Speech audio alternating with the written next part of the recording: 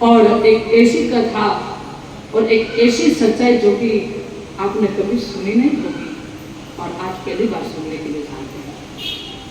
आज इस कथा को रखा श्री सूर्योदय भवन समाज के बंधुओं ने। आप सभी को मैं हृदय से अभिनंदन करती हूँ, संस्था के सभी लोगों को।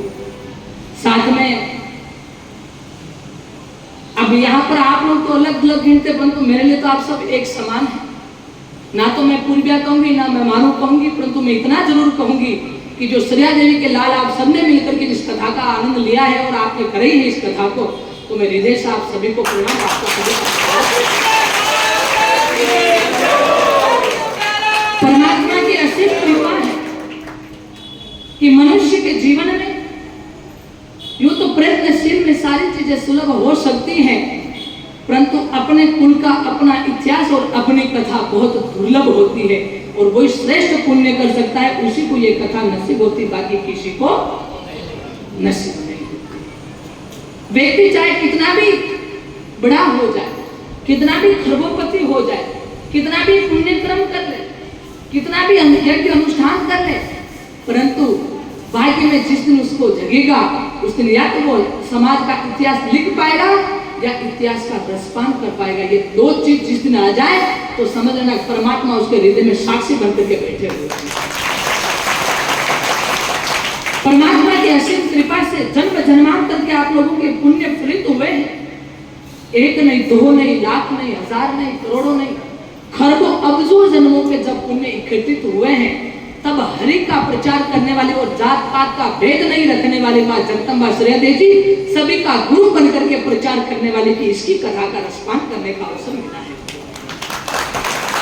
आप ही नहीं, मैं भी बहुत भाग्यशाली हूँ कि आप लोगों के साथ साथ में भगवती कथा सुना रही हैं और आप भी सुन रहे हैं और मैं भी सुनने के लिए बैठी हुई हूँ।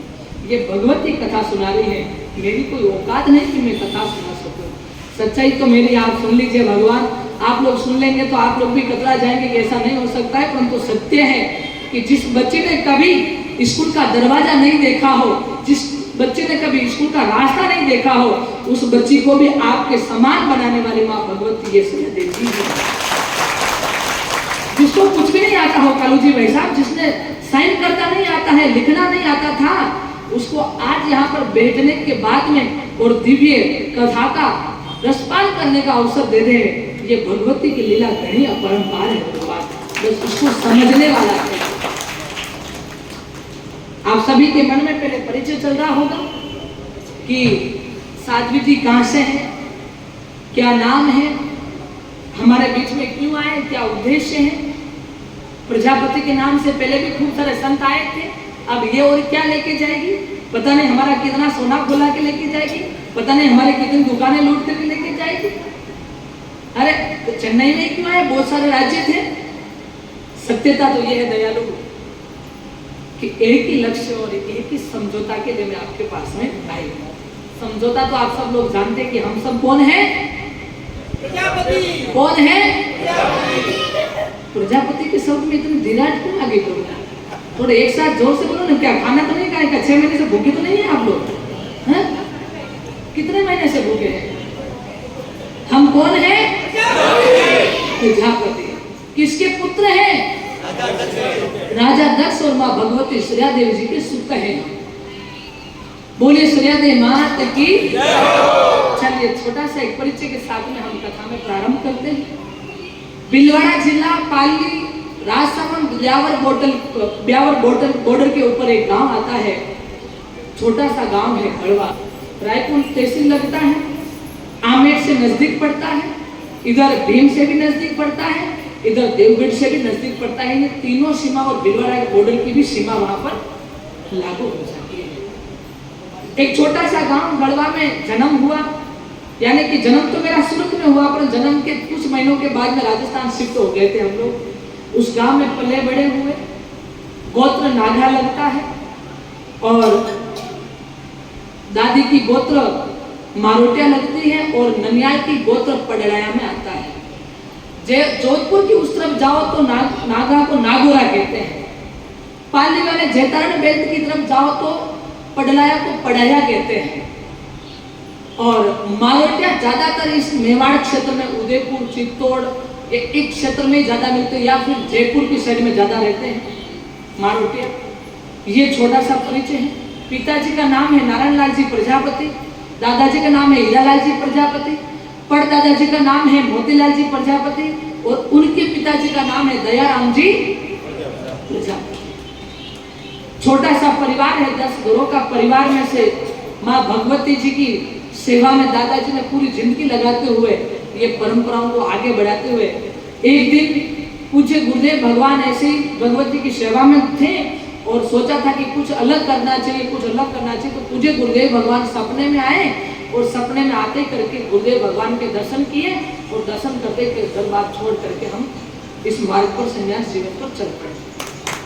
जैसे ही संन्यास मार्ग पे चल पड़े कि 2 जगदम्बाएं और एक बालक का प्रतिदिन आभास होता था, दर्शन होता था। कई बार गुरुदेव से प्रश्न किया परंतु उसकी ज्यादा संतुष्टि नहीं मिली। अंत में कहते कि जब मार्ग भटक जाता है तो या तो गुरु से झगड़ा कर लेना चाहिए और या फिर किसी और के पास इस प्रश्न का उत्तर ले लेना चाहिए, परंतु किसी और से लेंगे इसे अपेक्षा कर अपना बाप बेटा उसी से ले लो। आखिरकार ये है कौन? तो कहा ये जो आ रहे हैं आपके सपने में ये खुद ही आपको आकर के उनका परिचय दे देंगे। समय व्यतीत हुआ, एक दिन आएगी जगदम्बा आएगी, कौन है, कहां से आती है, क्या काम है, ये मुझसे क्या चाहती है। ऐसे करते करते करते 5.25 बरस जगदम्बा के दर्शन होते रहे परंतु परिचय नहीं हुआ। एक दिन पूज्य गुरुदेव भगवान के चरण धुआ करके प्रक्षालन करके और चरणामृत पी करके आज तो हमने निश्चय कर लिया था कि यदि आज अगर परिचय नहीं बताएंगे तो आज उनको दरवाजा में बंद कर लेंगे, लेकिन ज्योति को कौन बंद कर सकता है। परंतु कुटिल बुद्धि, छोटा दिमाग, छोटा जीव कुछ बराबर विचार नहीं सकता और ये हट पकड़ करके हम रात्रि के समय में निद्रा भूषित हो गए थे और उसके बाद में भगवती ने प्रकाशमान होकर के कहा कि मैं भी एक प्रजापति की बेटी हूँ। कौन है? कहा कि मैं सती हूँ और मेरा ये स्वरूप सर्यादय है।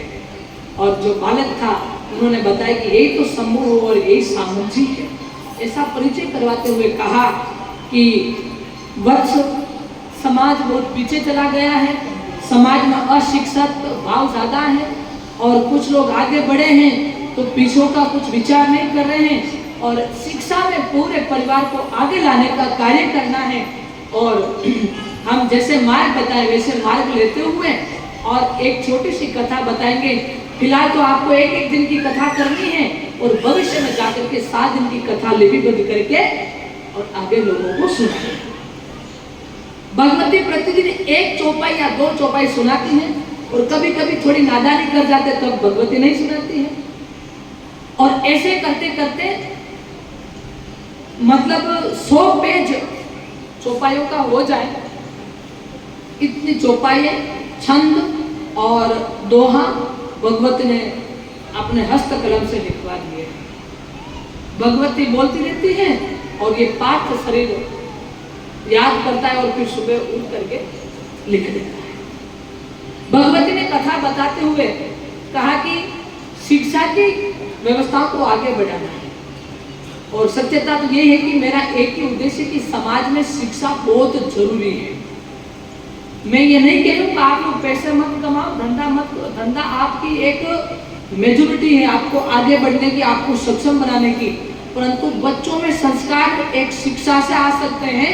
और शिक्षा माँ भगवती बता रही कि पहले जो गुरुकुल की स्थापना हुई थी वो सारे के सारे गुरुकुल नष्ट हो चुके हैं।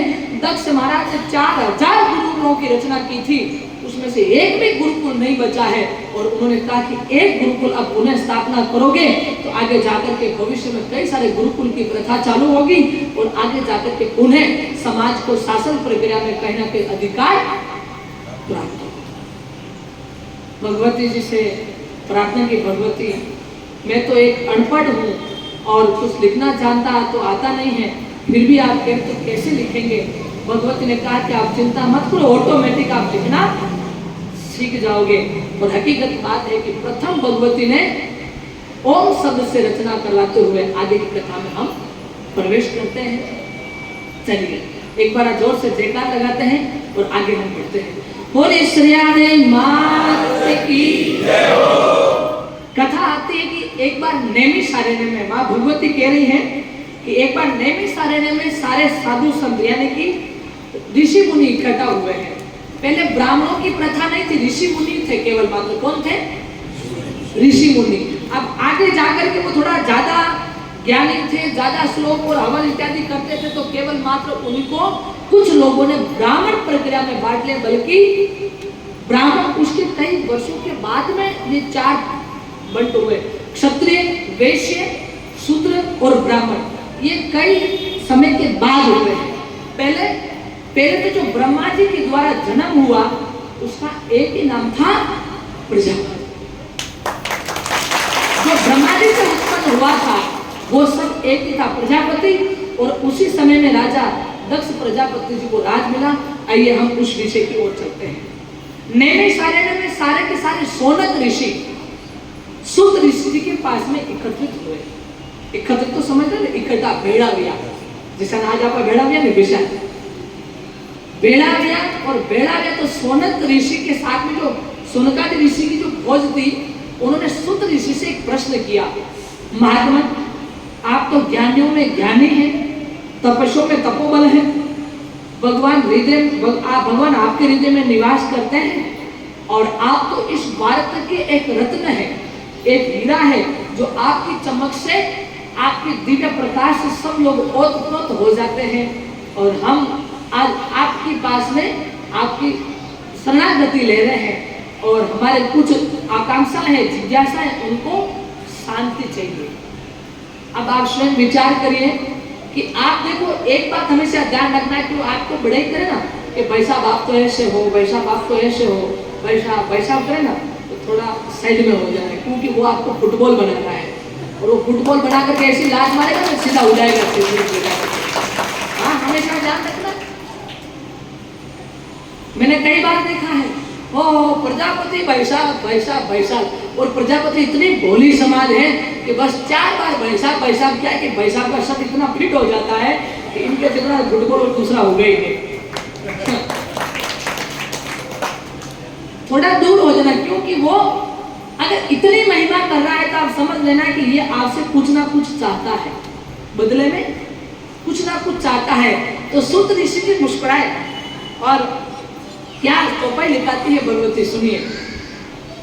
ओ एक बार सतजुग माही, एक बार सतजुग माही, सोनक ऋषि गए ऋषि सुत पाई, नैमिषारण्य सुत सुख पावा, नैमिषारण्य सुत सुख पावा, नरसी कथा ऋषि मन सुख पावा, नरसी कथा ऋषि मन भावा, मंगल होय अमंगल हारी, याद प्रहलाद हरि हृदय निहारी, जय सती माता जय श्री देवा, जय सती माता जय श्री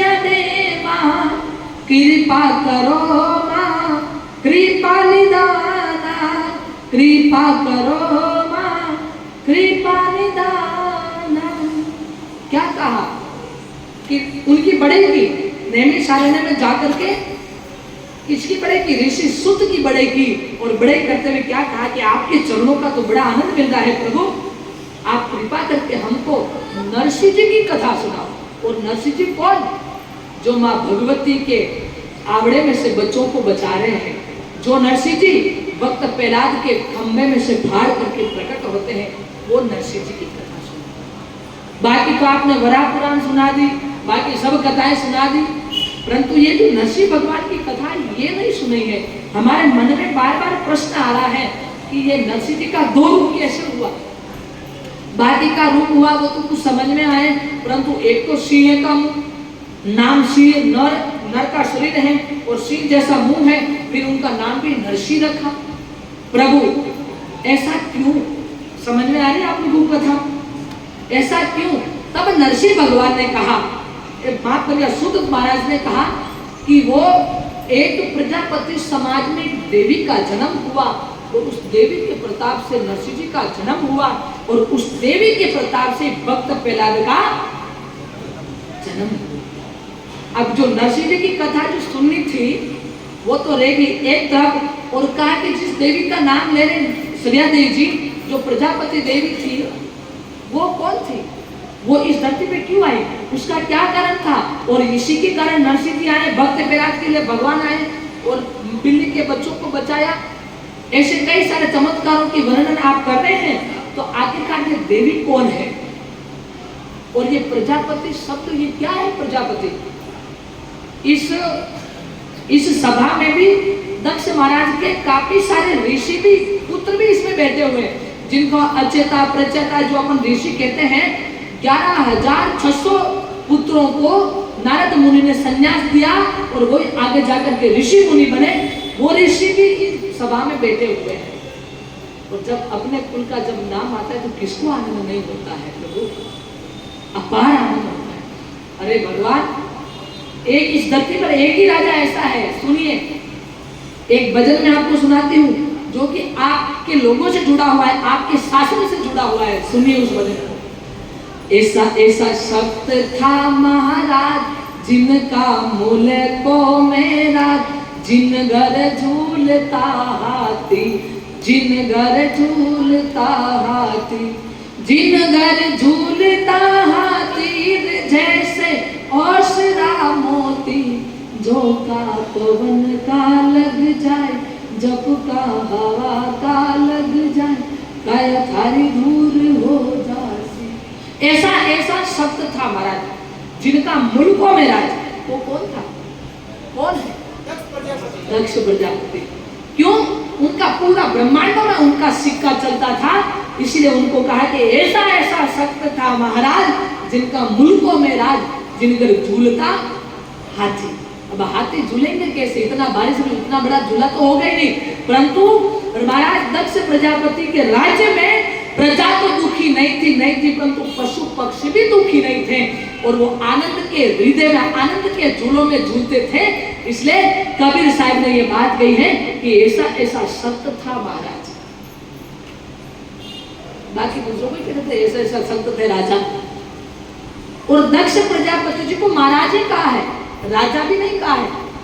ऐसा ऐसा शब्द था महाराज जिनका मुल्कों में राज। आप स्वयं विचार करिए, ऐसे प्रजापति के वंशज उसमें बैठे हुए हैं और आनंद के हिलोरे में बैठे हुए हैं, और वो हिचकोला खाते हुए पूछ रहे हैं कि वो प्रजापति शब्द क्या है और प्रजापति कुल में क्यों हुआ। तब नरसिंह जी की कथा में बात आई प्रजापति की, तो भगवान सुत जी कहते हैं कि एक बार, और अब ये कथा पूछी तो सुत ऋषि जी ने क्या कहा, धन्य धन्य ऋषि राज कुमारा, धन्य धन्य ऋषि राज कुमारा, पूछो प्रजापति कथा अवतारा, पूछो प्रजापति कथा अवतारा, हो नरसिंह कथा सुत सुख अपारा, अपार आनंद जन्म प्रहलाद कुमारा, आनंद जन्म प्रहलाद कुमारा, आनंद जन्म प्रहलाद कुमारा, हिरण्याक्ष हरि करहु उदारा, भयहु क्रोध हिरण्यकश्यप उबारा, हो मंगल होय अमंगल हारी, याद प्रहलाद हरि हृदय निहारी, याद प्रहलाद हरि हृदय निहारी। कि जिस प्रजापति कथा को आप सुन रहे हो उसमें भगवान भगवती इन दोनों का सामंजस्य एक रस का वो क्या है प्रभु, कहा कि पंच तत्वों को पोषित करने वाली माँ जगदम्बा प्रकृति, जिसको आद्या शक्ति कहते हैं, उस आद्या शक्ति ने त्रिदेवों की उत्पत्ति की, सृष्टि की रचना की और तीनों देवताओं की उत्पत्ति करने के पश्चात तीनों का परिचय करवाया। परिचय करवाते ना, एडवर्टाइजमेंट। परिचय करवाते हुए माँ भगवती ने भगवान नारायण को विष्णु का नाम दिया और भगवान ने शंकर का नाम दिया, सदाशिव, जो सबके साथ रहते हैं, सबके साथ मिलकर के काम करते हैं। और जब ब्रह्मा जी की बारी आई है तब ब्रह्मा जी को एक ही शब्द दिया, आद्य प्रजापति। क्या कहा? आद्य प्रजापति ब्रह्मा।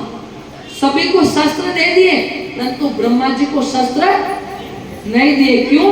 क्योंकि आप आद्य प्रजापति हैं और आप पूरी प्रजा के पिता हैं, इसलिए हे प्रजापति आप निर्माण करोगे, इसलिए आपको कोई शस्त्र की जरूरत हमेशा ध्यान रखना। प्रजापति जी के पास केवल एक जनेऊ और एक थापा होता है, हथियार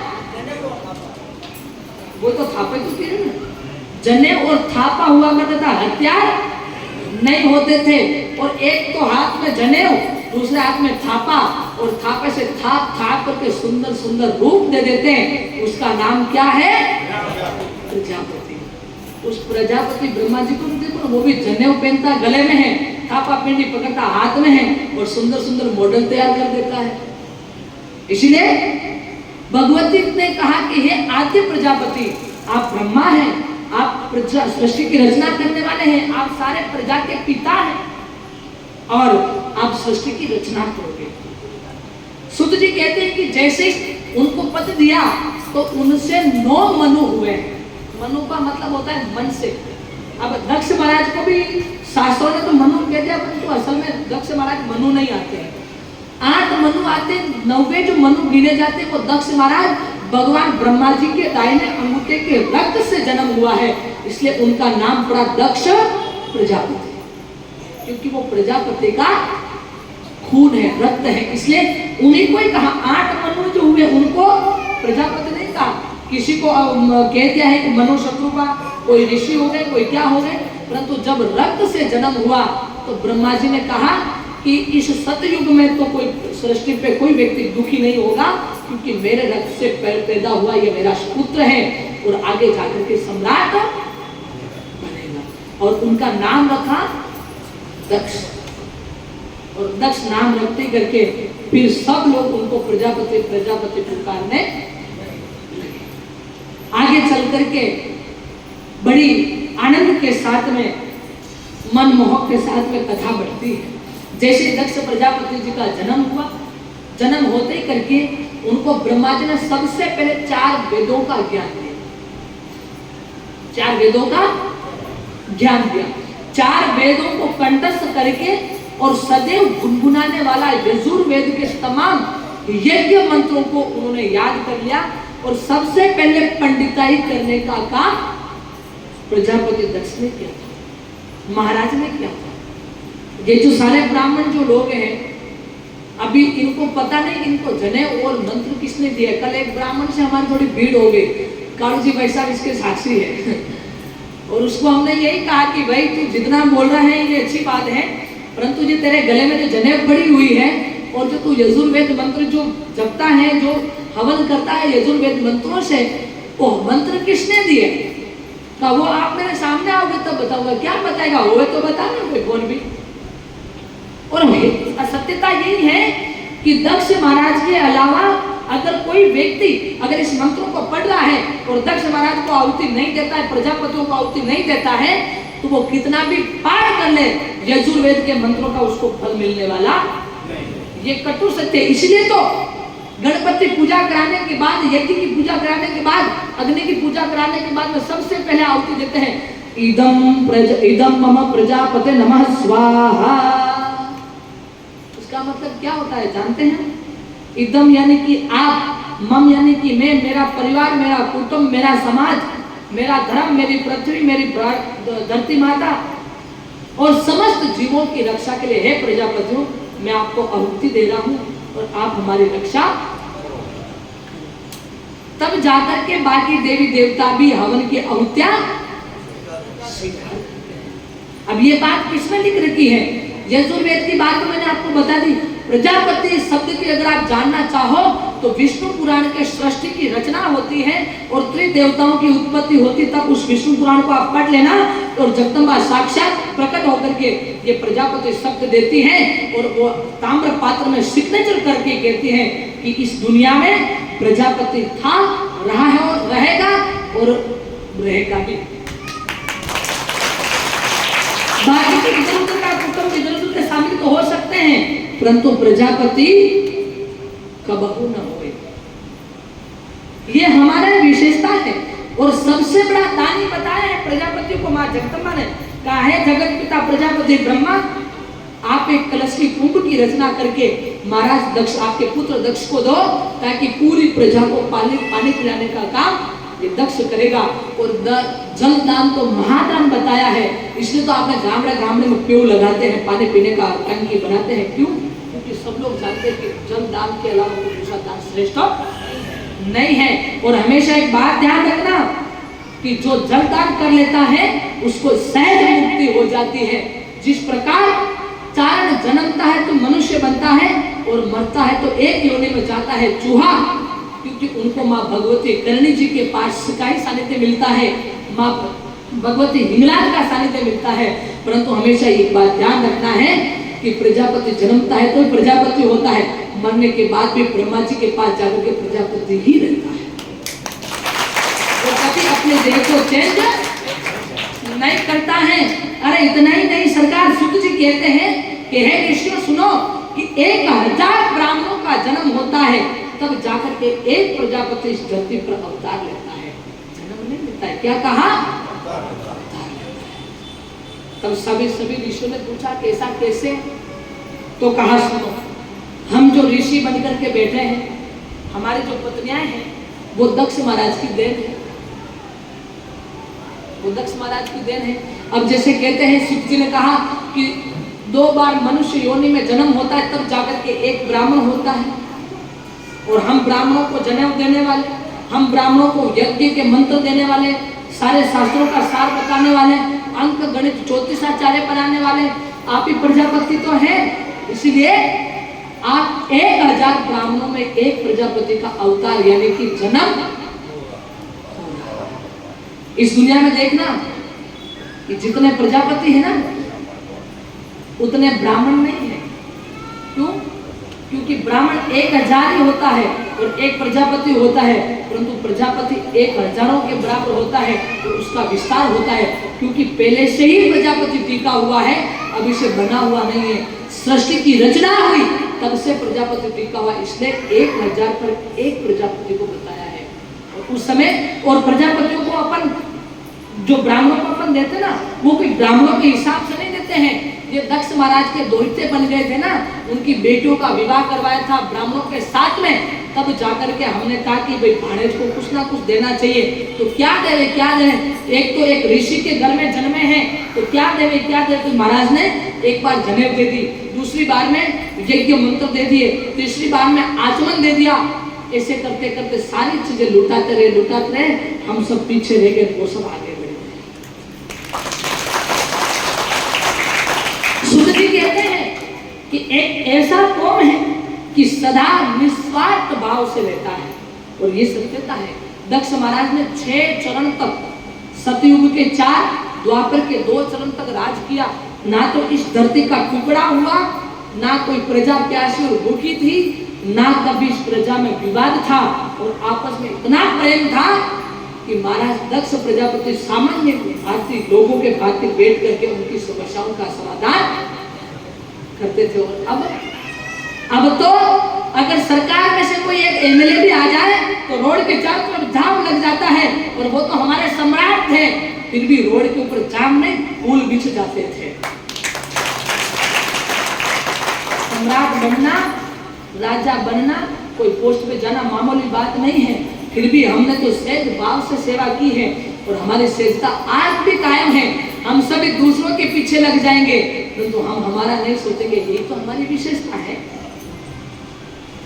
पूरे सूर्योदय महाराज की महाराज सुत कहते हैं कि देवराज इंद्र और हनुमान जी जैसे देवता भी आप प्रजापतियों के बाणेज और फूल बाणेज हैं।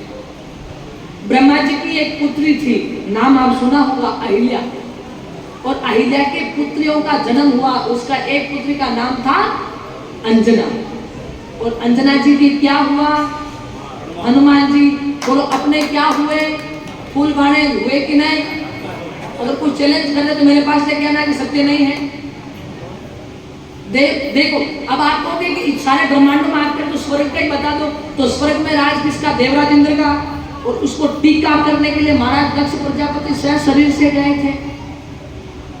और दक्ष प्रजापति का द्वैता लगता है देवराज इंद्र, क्योंकि दित्य और अदिति, वैसे तो कई सारी कन्याओं का विवाह हुआ था, परंतु देवराज इंद्र का माँ होती है अदिति, और अदिति और दिति उनके पिता एक, बाप एक, और उनका सीधा वहां स्वर्ग में शासन बैठता है, तो सीधा महाराज दक्ष जाते हैं। और जब जब भी महाराज दक्ष देवराज इंद्र की सभा में गए हैं, तो देवराज इंद्र ने अपना सिंहासन छोड़ करके दक्ष महाराज को बिठाया है। बाकी और कोई गया होगा तो उसके सामने मैंने तो कहीं नहीं सुना था। ये जरूर सुना था कि महाराज दक्ष जब भी जाते थे वो अपना सिंहासन छोड़ करके उनको बिठाते थे। महाराज दक्ष का शासन हुआ, राजा बन गए। राजा बनने के बाद में 60,000 कन्याओं का जन्म हुआ।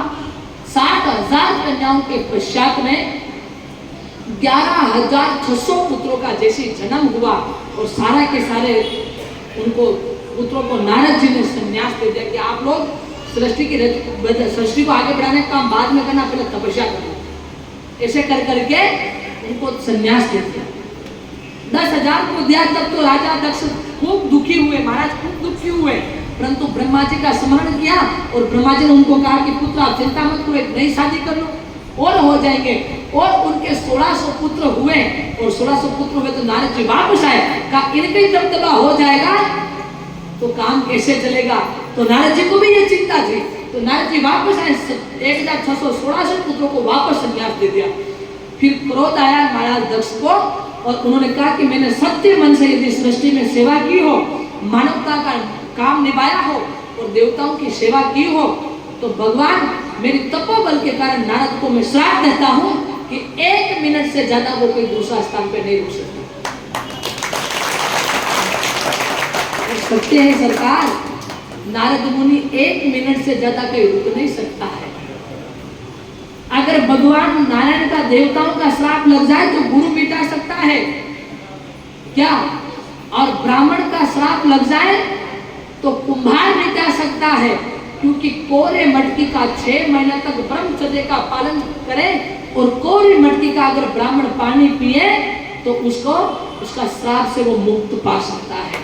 परंतु यदि प्रजापति किसी को श्राप दे देता है, देता तो नहीं है जल्दी, बहुत सिर पर पानी चढ़ जाता है, और यदि प्रजापति यदि एक बार श्राप दे देता है तो मई का लाल इस धरती पर एक भी जीव पैदा नहीं हुआ कि वो उस श्राप का निवारण कर सके। बोले श्रीहदे मात की। महाराज सुत कहते हैं, आगे बढ़ते करके कहते कि महाराज दक्ष के इतना सब कुछ होने के बाद भी महाराज दक्ष को कुछ कमी महसूस हो रही थी। तो क्या करूं तो उनके पिता के आदेश से और गुरु बृहस्पति की कृपा से और गुरु विश्वकर्मा जी के आदेश से 10,000 वर्ष तक महाराज ने तप किया। और तप करने के बाद में माँ भगवती प्रसन्न हुई, और प्रसन्न होकर के माँ भगवती जी ने कहा कि मैं आपके घर पे जन्म लूंगी, आपकी कन्या बन करके इस धरती पर जन्म हुआ। और मोर पंख पे बैठ करके, क्योंकि भगवती का तेज और प्रकाश इतना तेजोमय था कि सारे ब्रह्मांडों का प्रकाश, सूर्य का प्रकाश भी फीका पड़ गया था। उस प्रकाश को देख करके माँ भगवती का नाम रखा सती। और सती उसी को कहते हैं जो अपने सत्य को कायम रखती है, अपने सत्य को कभी मिटने नहीं देती, उसको कहते हैं सती। और नाम जैसे रखा सती, और भगवती ने कृपा करके आशीर्वाद दिया, और ब्रह्मांड में से फूलों की बरसात हुई कि भाग्यशाली है दक्ष आप कि आपके घर में जगदम्बा आई है। सभी देवताओं ने स्वागत किया। दक्ष महाराज इतने उसकी सती जी की सेवा में विलीन हो गए थे कि जिसकी कोई सीमा नहीं थी। महाराज दक्ष सती जी का मुख नहीं देख लेते तब तक पानी नहीं पीते थे। सती जी जब तक उनके पास में आकर के नहीं बैठती तब तक वो खाना नहीं खाते थे। सती जी का श्रृंगार हो जाता, उसके बाद में उसका जगदम्बा का दर्शन करके फिर अपने कार्य को शुरू करते थे। जब राज्यसभा में बैठते तो बगल में मां जगदम्बा को बिठाते कि मेरे से राज में न्याय करते समय कोई त्रुटि नहीं हो जाए, इसलिए मेरे को जगदम्बा पास में चाहिए। और हर समय समय में सती जी अभी तो 6 महीने के हैं, फिर भी उनको कहती थी महाराज आपका न्याय कितना न्याय प्रियशील है कि कोई आपके यहाँ से उदास होकर के नहीं जाता है।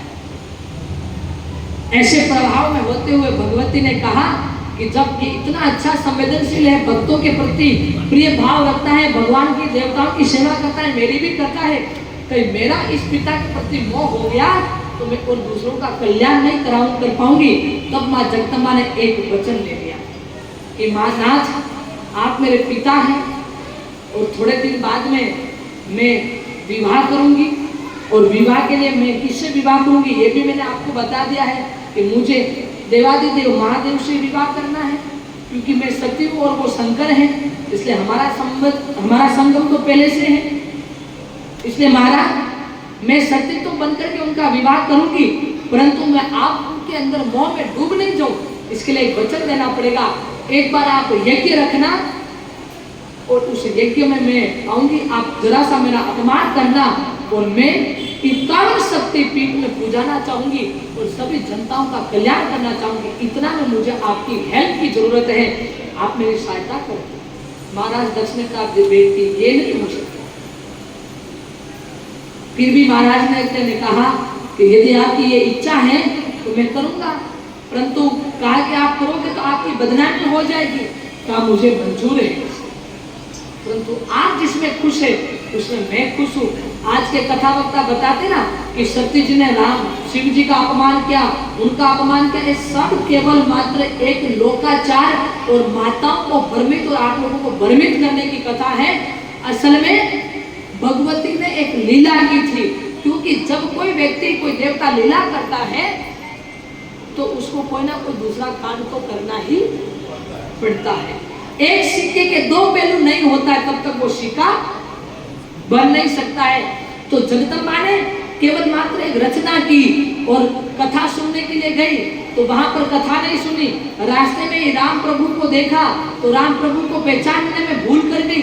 अरे जो विचार को जो सृष्टि की रचना कर सकती है, जो देवताओं को जन्म दे सकती है, जो इस सृष्टि का भार को उठा सकती है, क्या अच्छा क्या बुरा का समाधान कर सकती है, क्या वो जगदम्बा को इतना भी पता नहीं पड़ता कि वो राम है कि लक्ष्मण है? पता था, फिर भी उसको पूरे जगत का कल्याण करने के लिए 51 शक्तिपीठ में जाना था, इसके लिए उसने ये लीला की। अगर ये लीला नहीं है तो मुझे एक प्रश्न का जवाब दीजिए, भगवान नारायण ने तो कोई गलत काम नहीं किया था, फिर वो बड़ा रूप लेके क्यों आए? हायग्रीव का रूप लेके क्यों आए? नरसिंह जी का रूप ही लेके क्यों आए? दूसरा रूप ही ले सकते थे। चलो जाने तो ये भगवान की लीला थी। गणपति जी को देख लो, गणपति जी तो अपनी माँ की रक्षा के लिए द्वार पर खड़े थे और उनके पिता आकर के गर्दन काट देते हैं, मुंड को काट देते हैं और हाथी का मुख लगा देते हैं। क्यों शंभुनाथ जी को पता नहीं था कि इनके लिए हाथी का नहीं वापस मनुष्य का ही रूप लगाए? फिर भी उनको प्रथम पूजाना था और ये लीला उनको करनी थी और ये पूजा। हालांकि प्रथम पूजाने के पीछे तो एक विशेष कारण है, परंतु शॉर्ट शब्दों में मैं बता रही हूँ कि आगे जाकर के गणेश जी प्रथम पूज्य हो जाएंगे और बुद्धिमान उनको करना था तो भगवान महादेव ने बुद्धिमान करके उनको प्रथम पूजा करवा दिया। इसी प्रकार से लोग कहते हैं दक्ष महाराज के बगले का मुंह था, असल में दक्ष महाराज का कोई गर्दन नहीं काटा था कि आने वाले समय में कोई भी राजा में अहंकार नहीं आ जाए और उस अहंकार का नाश करने के लिए उस केवल मात्र अपनी प्रतिछाया का मुख काट करके और उसके ऊपर वो बकरे का मुंह की प्रतिबिंब की चिन्ह बताया था, केवल मात्र, जिसको आज लोगों ने इतना हाइपर कर दिया है, टीवी में भी हाइपर कर दिया है और जो लोग देखते हैं वो यही कहते हैं कि जो भी किया दक्ष महाराज ने हमारे साथ तो गलत किया। मैं एक बात बताऊं आप मुझे कि आप 19वीं या 18वीं 17वीं सदी से लेकर के 20वीं सदी के 21वीं सदी के लोग हैं। आप 16वीं सदी से लेकर के 21वीं सदी तक के लोग हैं यहाँ, बराबर। उससे पहले तो नहीं थे। अब लोग कहते हैं कि 800 साल मुगलों ने राज शासन किया और सारे के सारे गुरुकुलों को तहस नहस कर दिया, सारे शास्त्रों को जला करके राग कर दिया, तो अब ये शास्त्र कहाँ से आ गई थी? मैं ये नहीं कहूँ शास्त्र गलत है, शास्त्र किसी संत की बुद्धिजीवियों से वापस लिखे गए हैं, परंतु कुछ कुछ चीजों को वो समझ नहीं पाए और वो लिख नहीं पाए, इसलिए कुछ त्रुटियां तो, और ये कटु सत्य है। महाराष्ट्र के गोपो रामायण है जिसमें प्रजापति का इतिहास कूट कूट करके भरा हुआ है, उस रामायण को कहाँ छुपाया लोगों ने, अभी तक उसका कोई सिलसिला नहीं मिला है। केवल मात्र एक प्रजापति के पास में वो रामायण मिली जिसमें प्रजापति का इतिहास और श्रेया देवी जी का इतिहास मिला। आज के 60 साल पहले तब जाकर के घर घर में एक वापस जोत जली कि प्रजापति की कुल देवी है श्रेया देवी।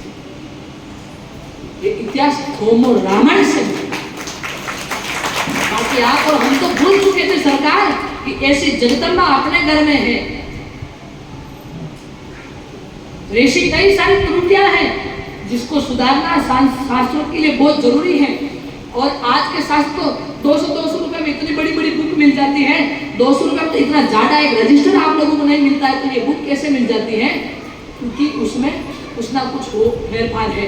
साथ ही साथ मैं आपको और भी प्रमाण दूंगी कि भविष्य पुराण तो पहले लिख दिए गए थे वेद व्यास जी ने, तो उसमें राजा पृथ्वीराज चौहान का उसमें उल्लेख कैसे मिल सकता है?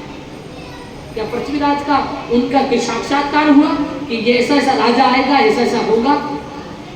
भविष्य पुराण को आप पढ़ना, उसमें इतिहास लिखा हुआ है। और जबकि पुराण को उस समय लिखे हैं जब वेद व्यास जी थे, तब उसमें अगर ये इतिहास आ सकता है तो अपना क्यों नहीं आ सकता है?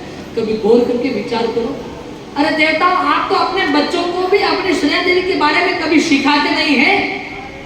मुझे एक बात बताओ, किसके घर के द्वार खोलते करके सामने माँ जगदम्बा के दर्शन हो जाए, ऐसा एक भी हाथ खड़ा करके बताओ मुझे, कि अपने बच्चे पूछ सके कि ये फोटो किसका है? हाथ खड़े करके बताओ। 2-3 जनों के हाथ नमन है। थोड़ा थोड़ा एक तो एक हाथ तो ऐसे भी करना, नहीं तो पूरे ऊपर मत करना, नहीं तो ऊपर से खींच लेंगे कोई। नहीं तो आपके श्रीमती जी कहेंगे महाराज कथा सुनाने क्या है, हमारे पति जी को ऊपर ले गए। धन्य है दयालु आप जो है, आपको नमस्कार करते हो। कम से कम रोज 1 घंटा, और 1 घंटा ही जाने तो 5 मिनट तो अपने बच्चों को अपने इतिहास और अपनी माँ जगदम्बा के बारे में बताओ आप लोग। अरे कुछ भी नहीं हो तो झूठी कहानी तो बताओ एक बार। बाकी सत्य का पर्दा तो हम जैसे संत बेटे जो पास कर देंगे। होना चाहिए भगवान द्वार में घुसते करके माँ जगदम्बा का वो तेजोमय चेहरा अपने आंखों के सामने होना चाहिए कि अपने को प्रतीत हो कि ऐसी जगदम्बा अपने कुल में जन्म लिया है। बुरा लगेगा सरकार, परंतु मैं तो आप लोगों को कड़वा देने के लिए आई हूँ, क्योंकि आप लोगों को धर्म के नाम के, समाज के नाम के डायबिटीज इतने हाई टेम्पर पर हो गई है कि अब करेला का जूस मैं नहीं दूंगी तो फूट जाएंगे आप। बोलिए श्रेया देवी माता की। तो जगदम्बा श्रेया सती जी की ये लीला हुई, और कहते हैं कि जब माँ सती जी का विवाह हुआ उसी समय में एक राक्षस का जन्म हुआ जिसका नाम है हिरण्यकश्यप। अब हिरण्यकश्यप और हिरण्याक्ष ये 2 भाई नाम के आताताई इस धरती पर आए, और इस धरती पर आने के बाद में आतंक को खूब मचा दिया। दयालु प्यास लग रही क्या? सबको लग रही है। चलो एक कीर्तन कर लेते, पानी पी लेते हैं। बीच बीच में पानी पीऊंगा तो मैं डिस्टर्ब हो जाऊंगी, इसके लिए आप लोग एक बार पी लीजिए पानी। श्री कृष्ण गोविंद हरे मुरारी, हे नाथ नारायण। श्री कृष्ण गोविंद हरे मुरारी, हे नाथ नारायण। हे नाथ नारायण वासुदेवा, हे नाथ नारायण, हे नाथ नारायण वासुदेवा।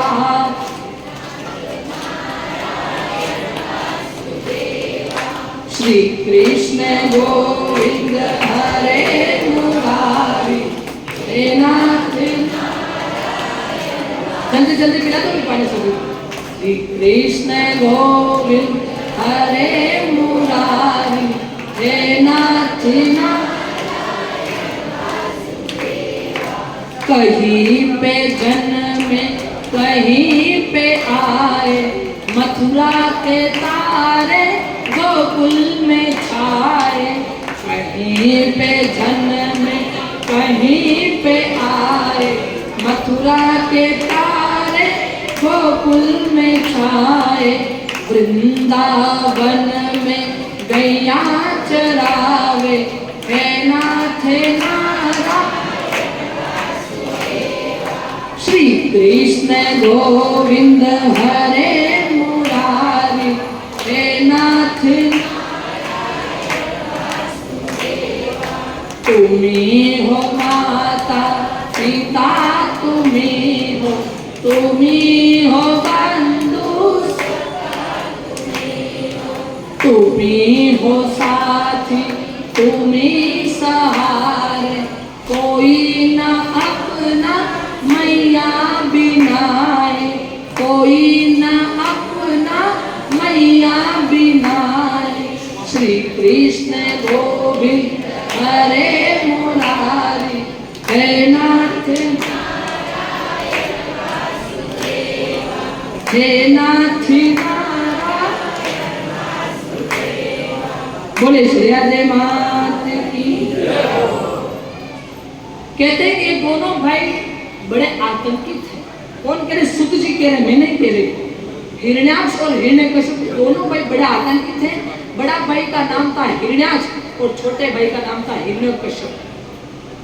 आतंक इतना अपार था कि एक बार हिरण्याक्ष ने इस पृथ्वी को बोल बना करके गेंद समझ करके जल में डुबो दिया, जलमग्न कर दिया था। जैसे जलमग्न किया तो पृथ्वी अपार पीड़ित हुई और गाय का रूप लेकर के नारायण भगवान को पुकारा। तब नारायण भगवान ने बड़ा रूप लेकर के इस धरती का उद्धार किया।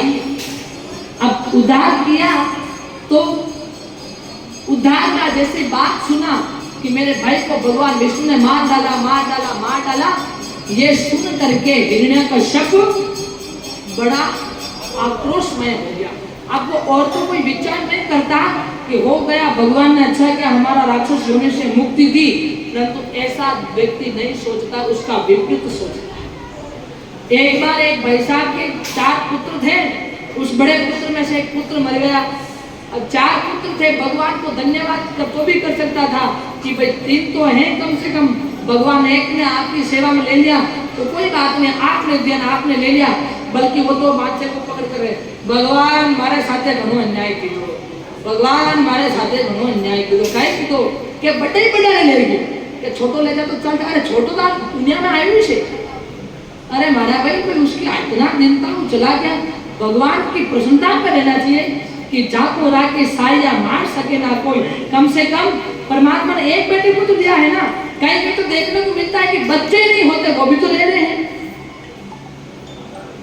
तो हिरण्यकश्यप भी खूब क्रोधित हो गया और क्रोध को लेकर के घूमने लगा और घूमते घूमते उसकी क्रोध की अग्नि इतनी प्रकट हो गई, इतनी तेज हो गई कि जिस चीज को वो हाथ लगा दे वो चीज जल करके राख हो जाए। इतना भयंकर, श्वास में भी क्रोध, यानी कि इतना तपता हुआ हवा निकली श्वास में भी, लेता ठंडी और वो अंदर जाकर के गर्म होकर के निकलती है, तो वृक्ष भी सूखने लगे। इतना भयंकर वो राक्षस अपना गुरु को जागृत कर दिया।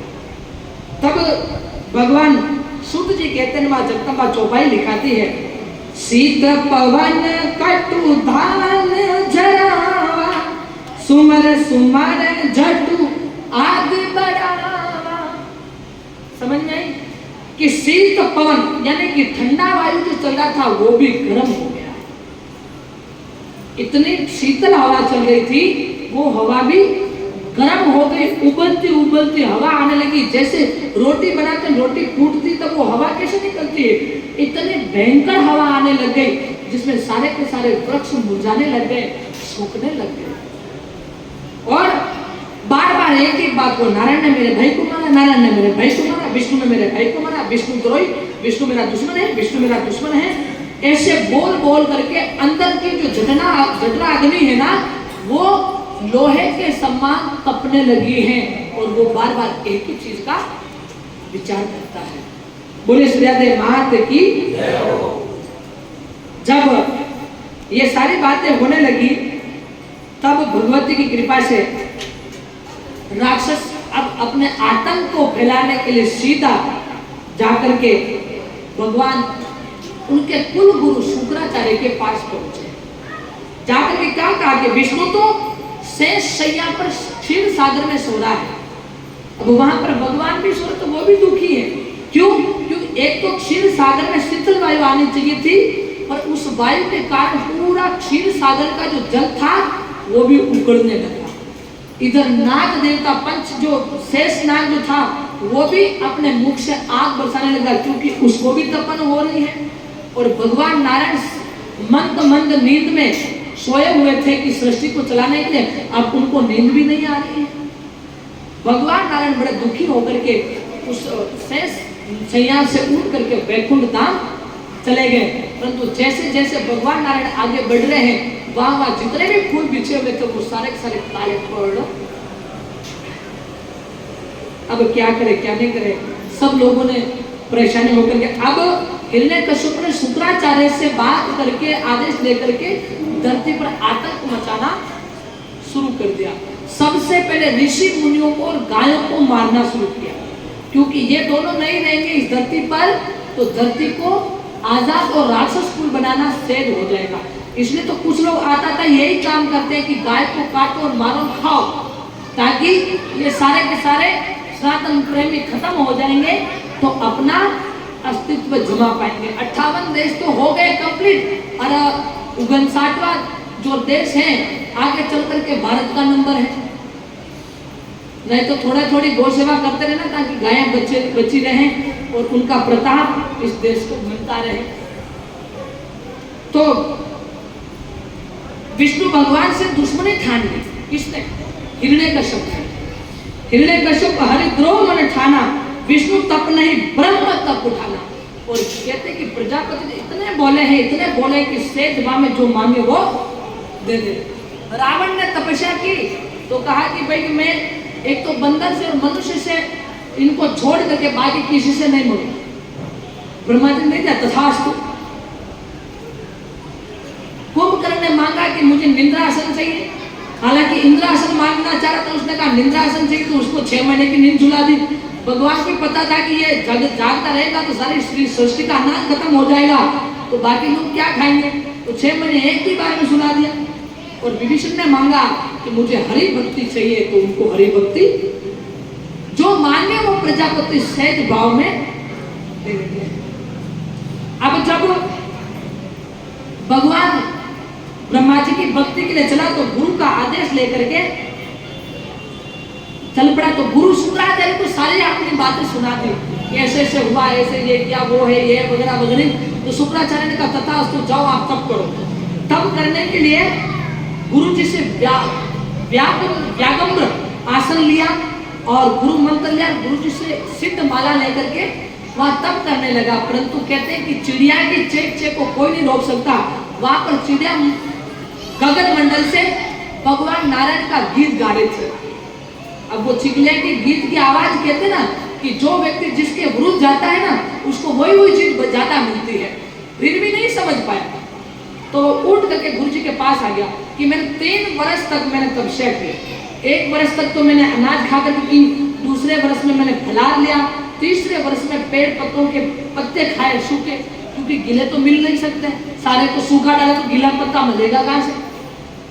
इतने साल तक मैंने ये खाया वो खाया, ऐसे 8 साल तक 10 साल तक मैंने तपस्या कर ली, फिर भी मुझे कुछ भी फायदा नहीं हुआ।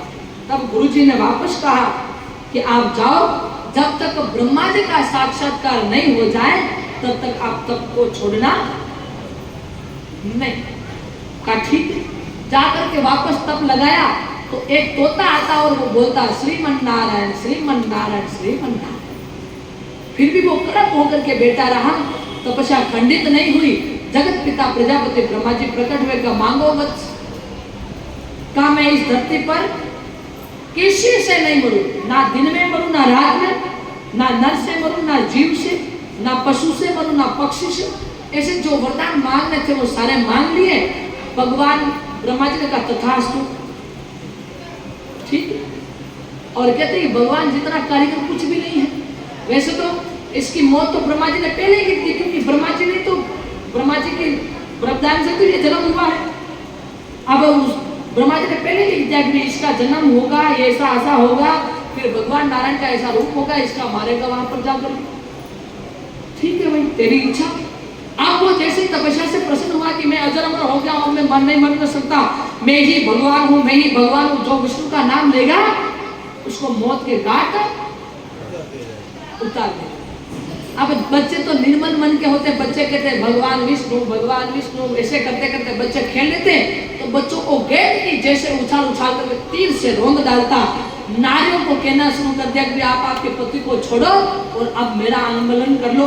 ऐसे करते करते पूरी पृथ्वी के ऊपर उसने आतंक जमा लिया। यहाँ से जमाने के बाद में पाताल लोक को कब्जे करने के बाद में स्वर्ग में गया और स्वर्ग में जाकर के सारे देवताओं को अपने बंदी बना ली। परंतु देवता चतुर होते कि आप आज से हमारे देवेश्वर हैं, आप जिसकी आज्ञा करोगे हम वैसा करेंगे, और अब हमारे को बंदी से मुक्ति कर दो। तो मुक्ति कर दी। सारे के सारे देवता ऋषि मुनि परेशान हो गए और सारे के सारे ऋषि मुनि तो पहाड़ों में चले गए, जहां जहां वो राक्षस नहीं पहुंच सकता, ऐसे ऐसे स्थानों पर वो सब लोग चले गए और सब ऋषि मुनियों को इकट्ठा किया। पृथ्वी माता ने गाय माता का रूप बनाया और सारे के सारे भगवान नारायण के पास में जाकर के पुकार करने लगे। तो सबने कहा कि पहले ब्रह्मा जी को बुलाए। तो ब्रह्मा जी को बुलाए तो ब्रह्मा जी ने कहा कि मैं तो उसको वरदान दे चुका हूँ, मैं कुछ भी नहीं कर सकता। भगवान नारायण के पास नहीं कहा भाई मेरा भी टाइम घटना है, अभी मैं भी कुछ भी नहीं कर सकता। तब क्या करें, सबने मना कर दिया। तो अंत में भगवान नारायण ने कहा कि मेरा टाइम आ रहा है, तब तक एक काम करते कि भगवान महादेव और सती जी का साथ ले लेते हैं। अब सब लोग गए, कहा सब लोग गए भगवान महादेव के पास।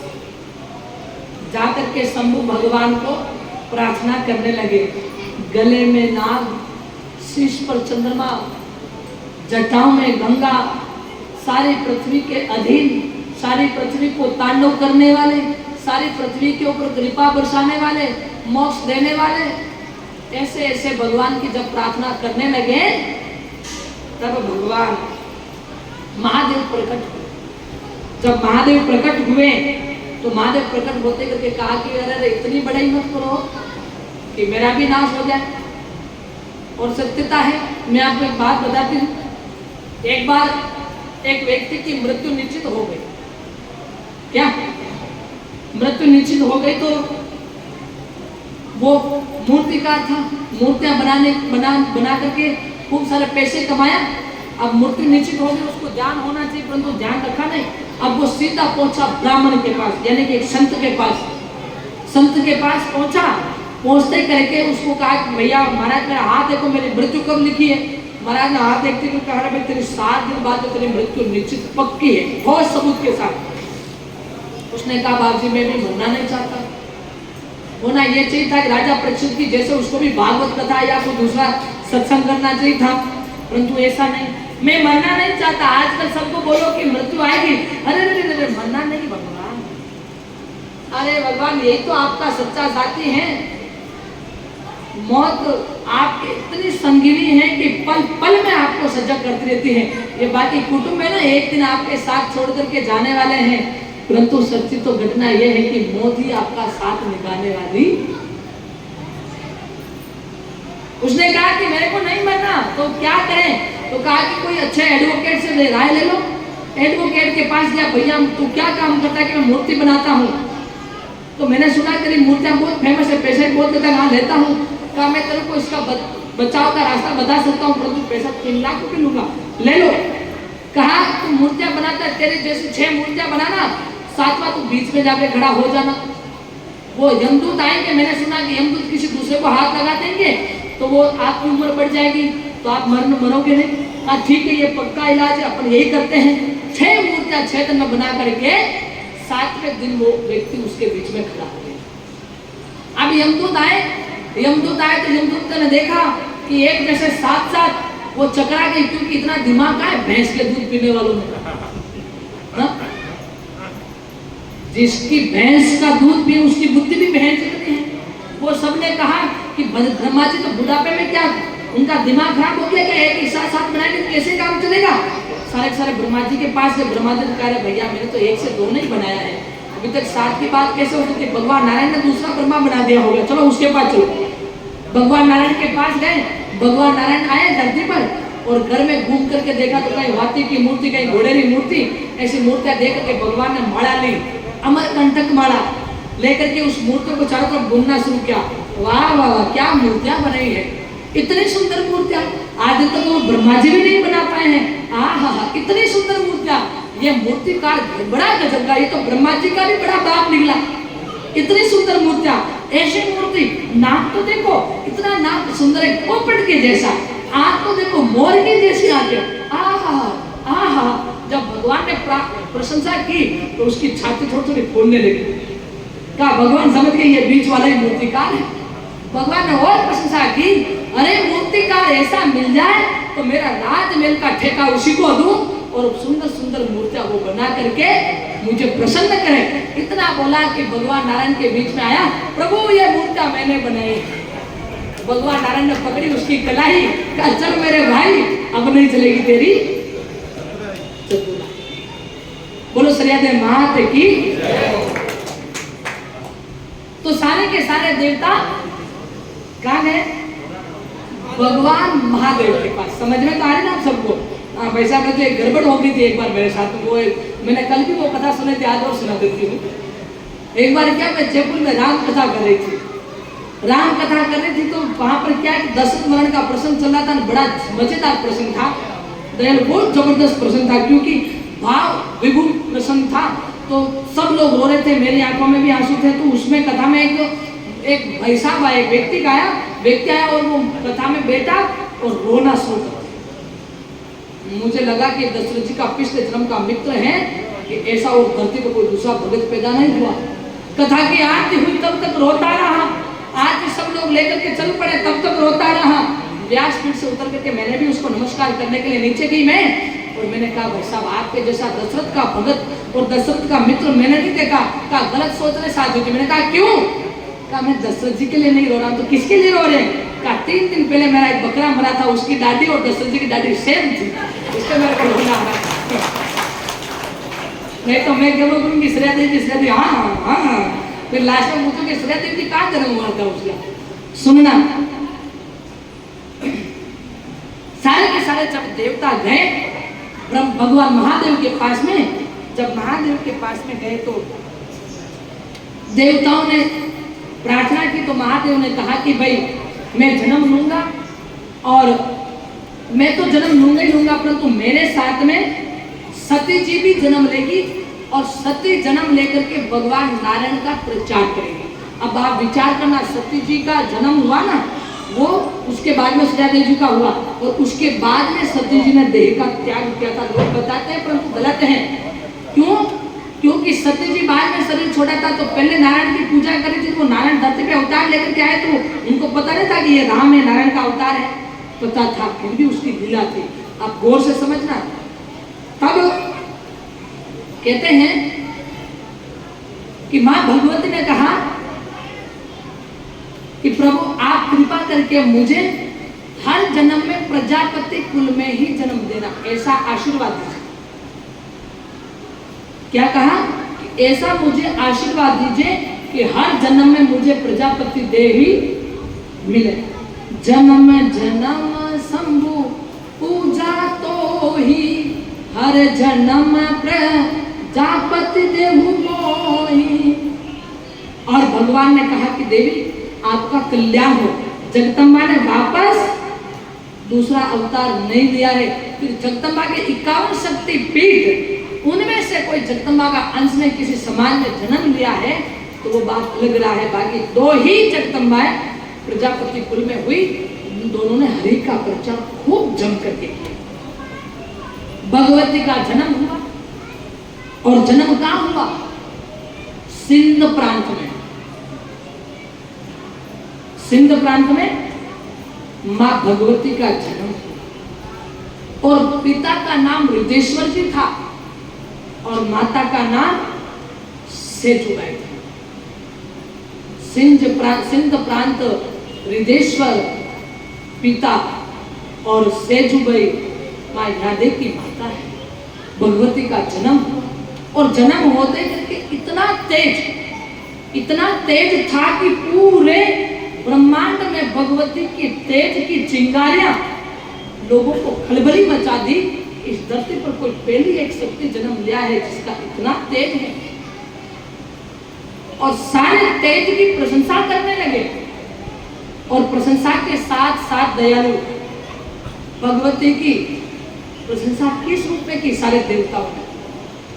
कपूर वरण सोहु रूप तुम्हारा, कपूर वरण सोहु रूप तुम्हारा, भाग्य जागहु ऋतु कुमारा, भाग्य जागहु ऋतु कुमारा, मंगल होई अमंगल हारी, याद पेलाद हरि हृदय निहारी।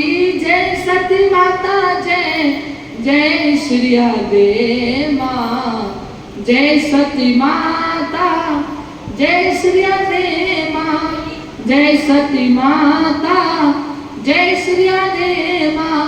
कृपा करो माँ कृपा निदाना, कृपा करो माँ कृपा निदाना।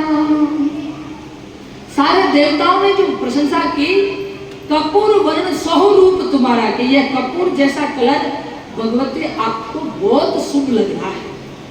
और हृदेश्वर जी को क्या कहा कि आपके बाग जगह है हृदेश्वर जी, आपके घर में यादे माता का जन्म हुआ है, आपके घर में भगवती का जन्म हुआ है। कुछ लोग कहते हैं कि शीतला माता जी श्रेया देवी जी की बहन थी, नहीं थी, असल में नहीं थी, बहन नहीं थी दयालु, बहन नहीं थी, बल्कि वो शीतला माता तो गांव में उन्हीं के कुटुंब में, यानी कि भाई भाइयों के परिवार में जन्मी हुई वो एक जगदम्बा थी, और दोनों साथ में पड़ी हुई, इसके लिए कहते हैं कि वो भी उनकी। और वैसे भाइयों की बेटी को तो बहन ही कहा जा सकता है, दूसरा तो कहा नहीं जा सकता। सगी बहन नहीं थी। हृदेश्वर जी के एक ही कन्याओं का जन्म हुआ, काफी समय तक तो जन्म हुआ नहीं, और काफी समय तक जन्म नहीं हुआ तो भगवान महादेव जी की पूजा करते थे हृदेश्वर जी। आज भी कई कई जगह पर हृदेश्वर नाम के महादेव के मंदिर मिलते हैं, कि जो सेज भाव में रीझ जाते हैं उनका नाम हृदेश्वर। और हृदेश्वर जी एक सहज व्यक्ति थे, इतने सहज और इतने भक्ति भाव वाले कि महादेव की पूजा करके महादेव को प्रसन्न किया। कहा हृदेश्वर आप चिंता मत करो, आज से अमुक अमुक जगह पर और जो जो आपको मानने वाले लोग होंगे वो जहाँ भी मेरी स्थापना करेंगे वो मैं हृदेश्वर के रूप में ही बैठूंगा। बाकी नाम भले वो कुछ भी रखे, परंतु मैं हृदेश्वर बन करके ही वहां बैठूंगा, दूसरे नाम से बैठ नहीं सकता। जगदम्बा का जन्म हुआ और सब लोग आनंदित हुए हैं, दूर दूर तक प्रकाश फैला। और हिरण्यकश्यप के आतातई के मेल में भी प्रकाश गया, और प्रकाश गया तो हिरण्यकश्यप समझ गया कि अब अपने उल्टी गिनती चालू हो गई, क्योंकि इतना बड़ा प्रकाश मैंने कभी देखा नहीं। और अगर इतना बड़ा प्रकाश यानी कि लाख खरबों सूर्य होंगे तब जाकर के इस जगदम्बा के प्रकाश का सामना भी नहीं कर पा रहे। हिरण्यकश्यप समझ गया कि अपनी उल्टी गिनती चालू हो गई है, अब अपना अंत समय आ गया, परंतु अपने अकड़ को छोड़ा नहीं और उसका जो युद्ध चलना था वो चलता रहा, खूब चलता रहा। और उसने खूब आतंक किया। जो सतीव्रता नारियां थी उनके सतीत्व को खंडित कर दिया और इतना आतंक फैल गया और उसके कारण उसके घर पे संतान भी नहीं हुई।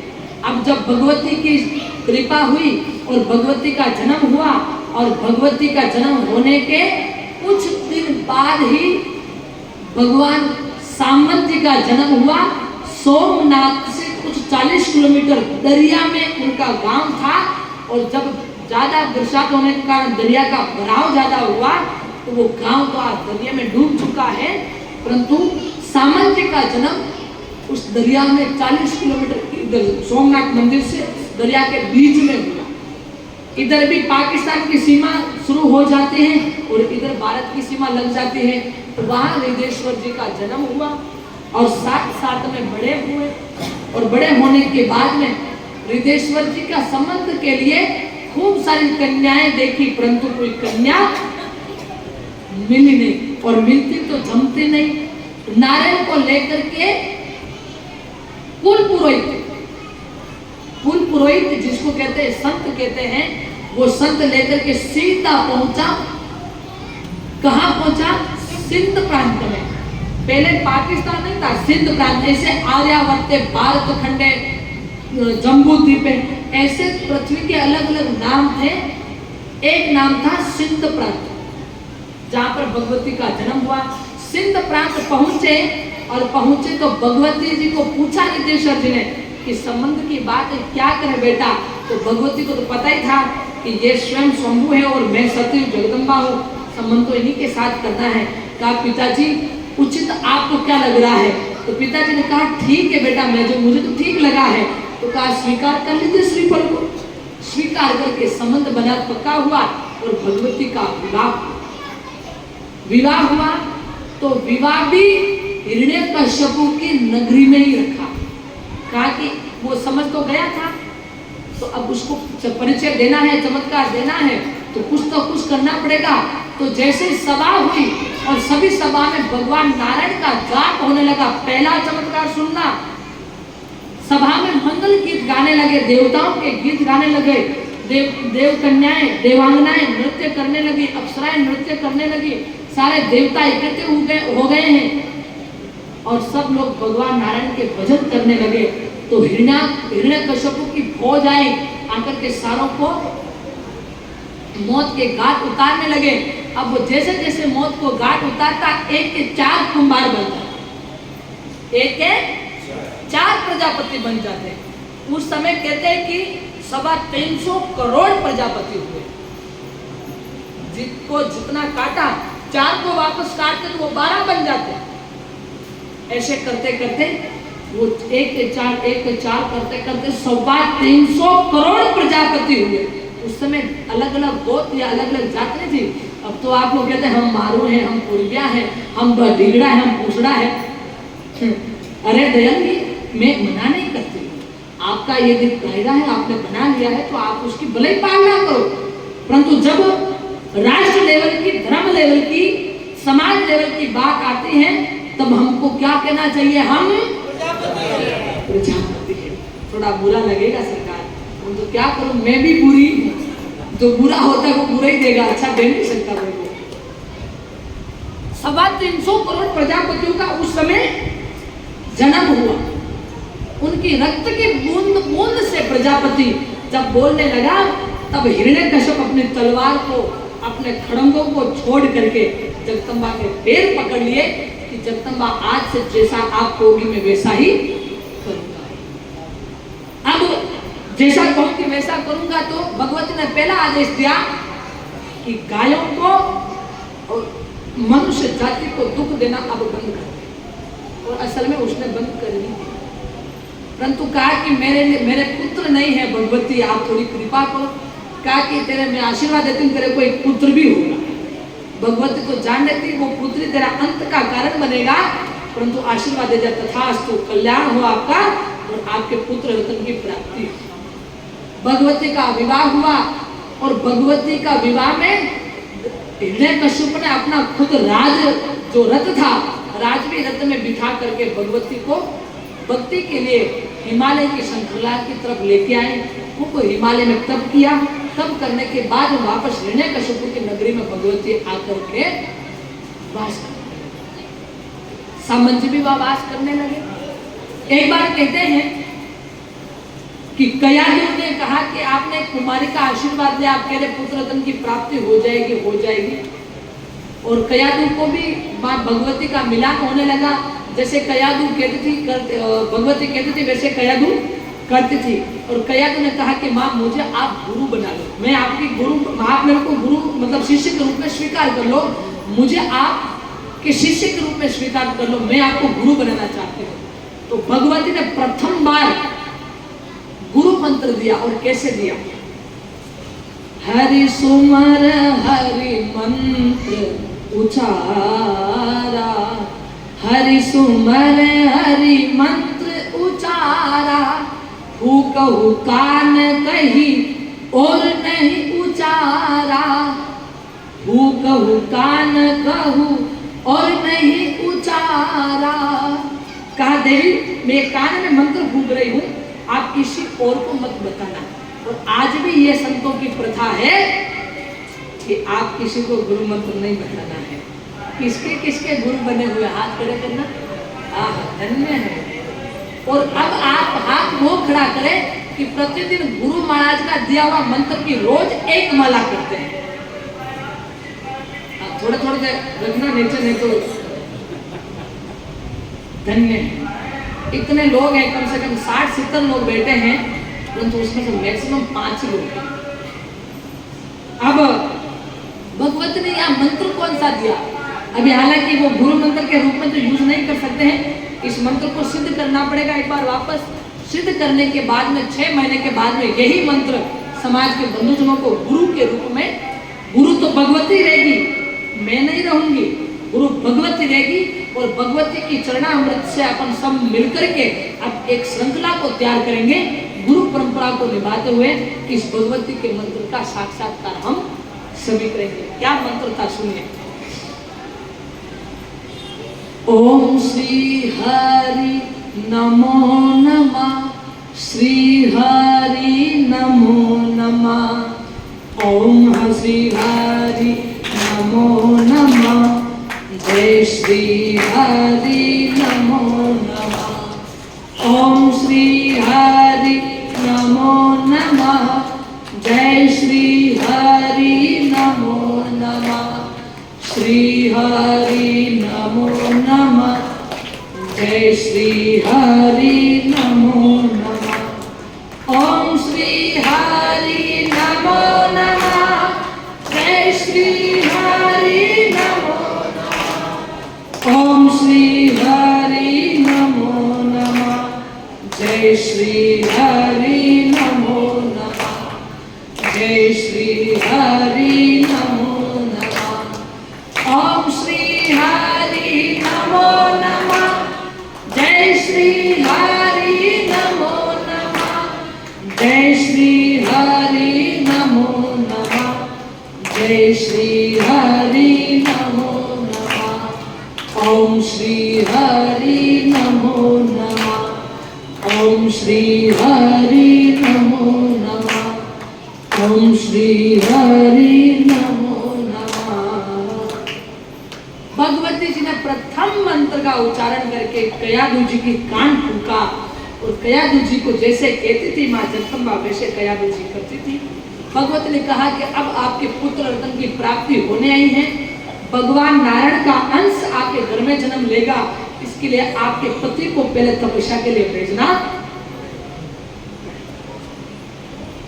अब दूसरा चमत्कार सुनिएगा। भगवती नित्य एक भगवान नारायण की प्रतिमा बनाई थी, जिसकी सेवा करती थी। भारत में सर्वप्रथम मूर्ति का आविष्कार किसने किया? प्रजापति ने किया। सबसे पहले मां भगवती श्रेया देव जी ने और सामंत जी ने एक मूर्ति बनाई, जिसमें भगवान की विराटता की झलक पड़ती थी। और वह मूर्ति भगवती पानी के मटके में रखती और वो मूर्ति गड़ जाती थी, यानी कि पानी में विलीन हो जाती। जैसे पूजा के लिए बाहर निकालना था वापस वो मूर्ति निकल जाती थी। ये सिलसिला काफी समय तक चल पड़ा और इसी सिलसिले में हिरण्यकश्यप माता कयादु के कहने पर अब जंगल में तपस्या के लिए चल पड़ा। और गया किधर? कहते हैं कि परमात्मा जब लीला रचते ना, व्यक्ति उसके विपरीत जाता है तो भी उसका वही मार्ग मिलता है। एक बार मैं आपको बता दूं कि आजकल तो क्या, पहले भी कई ऐसे लोग थे जो सत्य मार्ग पर कम चलना पसंद करते, उसको सही मार्ग बताते थे ना, वो उसका उल्टा ही करते थे। एक बार एक गुरुजी और चेला जी थे। गुरुजी चेला जी तो जानते होंगे। अब गुरुजी तो बेचारे एकदम सिद्ध थे, महापुरुष थे और बड़े दयालु थे, परंतु चेला जी थोड़े अटपटे मिल गए। अटपटे भी थे तो चटपटे भी थे। अब गुरुजी जैसे कहते कि बेटा आज मार्केट से अपने को 1 किलो गुड़ लाना है, तो वो कहता है कि गुरुजी सब लोग शक्कर खाते हैं, आप भी शक्कर खाओ। वो शक्कर उठा करके लाते। अब गुरुजी सारी क्रियाओं से परेशान होकर के उनको पता पड़ गया कि मैं जैसा बोलता हूँ वैसा ये करता नहीं है, उल्टा करता है, तो अपन को उल्टा बोलना चालू कर दिया। क्या करें? आपत आई तो जोर किया ही। और आपके अगर ऐसा बेटा करने लगे तो लापा आप लगा तो बेचारे गुरुजी लगाते नहीं लापा भी। अब गुरुजी की क्या है कि आश्रम में, संतों के आश्रम में क्या है कि जो चीज काम में नहीं आती वही संतों को दी जाती है कि भाई अपने ये काम आप यूज नहीं आते, महाराज जी को दे दो, उनके काम है, क्योंकि वहां विचारों के दिया हुआ से काम चलता है। तो एक भाई साहब के पास में 2 बड़द थे जिसका नाम था खांड्या और बांड्या। खांड्या बांड्या नाम के 2 बड़द थे जो सेवानिवृत्त हो चुके थे। तो कहा बैठे बैठे को चारा कौन खिलाएगा, महात्मा जी को दे दो, वहां ये पूजा करेंगे और ये खाना उनको खिलाते रहेंगे। और खांड्या जिसका नाम था उसका एक सिर टूटा हुआ था और बांड्या जिसका नाम था उसका पूंछ कटा हुआ था। तो दोनों के नाम थे। अब महाराज जी के जैसे अभी बाढ़ चल रही ना, लोग सब जगह जगह कई ट्रेनें बह करके जा रही है, बसें बह करके जा रही है, ट्रैक्टर बह करके जा रहे हैं, गाड़ियां बह करके जा रही है। वैसे महाराज का आश्रम नदी के किनारे था। तो बरसात ज्यादा होने के कारण, अतिवृष्टि के कारण बाढ़ आ गई। तो सारा गुरुजी ने सामान वगैरह पैक कर दिया। अब गुरुजी ने याद पहले ही कर लिया कि मैं शिष्य को कहूंगा कि पकड़ पूछ बांड्या को, तो ये खांड्या का पकड़ेगा, नहीं तो उल्टा हो जाएगा। गुरुजी बार बार रट रहे थे, पकड़ पूछ बांड्या को, पकड़ पूछ बांड्या को, पकड़ पूछ बांड्या को। बेलों के ऊपर सामान लाद दिया, यानी कि सामान को बांध दिया। अब गुरुजी नदी के किनारे गए और शिष्य को कहने लगे। अब हड़बड़े में कहा कि बाढ़ तेज खतरनाक से आ गई, तो कहा कि बेटा बेटा पकड़ पूछ बांड्या को। तो चेला जी तो पकड़ो पूछ खांड्या बांड्या को, सॉरी, गुरुजी ने कहा कि पकड़ पूछ खांड्या को और चेला जी पकड़ो बांड्या को। तो बांड्या को पूछ उधरों को हाथ में आया कौन है, बाढ़ खतरनाक ही। चेला जी तो जाते जाते कहते गुरुजी ने कहा कि अब कुछ भी नहीं हो सकता, पकड़ते पूछ खांड्या को तो पार हो जाते। इसलिए संत जैसा कहते हैं वैसा हमको रास्तों में रियली स्टोरी सुनना चाहिए और रियली रहना चाहिए। और ये जो कथा आप सुन रहे हैं केवल मात्र एक आधार है प्रजापति को, गोमो रामायण महाराष्ट्र की, उसमें मिलता है। बाकी या तो अनुभव पर कोई बात की जाती है और या तपस्या के आधार पर बात की जाती है। और भगवती ने ये तपस्याओं के आधार पर जो बातें बताई मैंने आपके सामने पेश की। अब वो हिरण्यकश्यप जंगल में गया, घनघोर जंगल में चला गया और आगे गया तो घोड़े को और सारे सेवकों को वापस भेजा।